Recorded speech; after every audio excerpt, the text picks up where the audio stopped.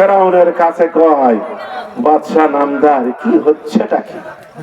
এর সলপল গুলো সবগুলো পড়া হচ্ছে, ওর চিন্তা নাই ভাবনা নাই, ও কি পালো? ও কেলাচ্চার করছে, কি পালো?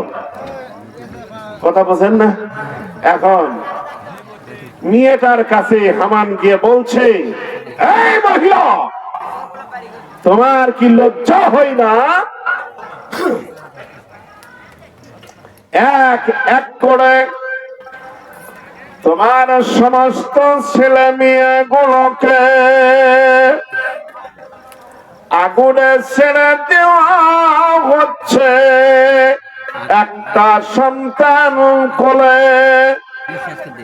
মহিলাটা বলছে, ও হামান শোনো, আমার সন্তান একটা কেন, আরো যদি 10টা থাকতো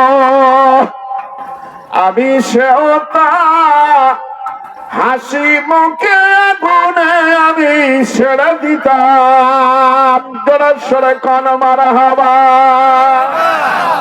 জনম দুঃখিনী মা সেও তা বলছে, হামান তুমি জানো না আমি এমন একজন আল্লাহর গোলাম, আমি এমন একজন আল্লাহর গোলাম যেই আল্লাহর একটি শব্দের দ্বারাই দুনিয়া আল্লাহ পাক বানিয়েছেন। কোন? জোরে জোরে কোন মারহাবা। মাসিয়া বলছেন, সেও তা বলছেন, আর একটি শব্দের দ্বারাই ফায়াকুন, এই শব্দের দ্বারাই আল্লাহ গোটা দুনিয়া আল্লাহ ধ্বংস করে দিবেন। সুবহানাল্লাহ। এত বড় ক্ষমতা যে আল্লাহর রয়েছে, আমি ওই আল্লাহর উপরে ঈমান এনেছি। দুনিয়ার কোন শক্তি নাই যা আমি সেও তার কাছ থেকে ওই শক্তিটা কেড়ে নিয়া একজন মাটির মানুষকে খোদা বলে স্বীকৃতি দিব, এইটা আমি একজন মহিলার পক্ষে আদৌ সম্ভব নয়। সুবহানাল্লাহ। জনম দুঃখিনী মা সেও তাকে ওই আগুনের কিনারায় নিয়ে যাওয়া হলো, ছোট্ট দুধের শেষ কোলে। এইবার শিশুটা বলছে, মা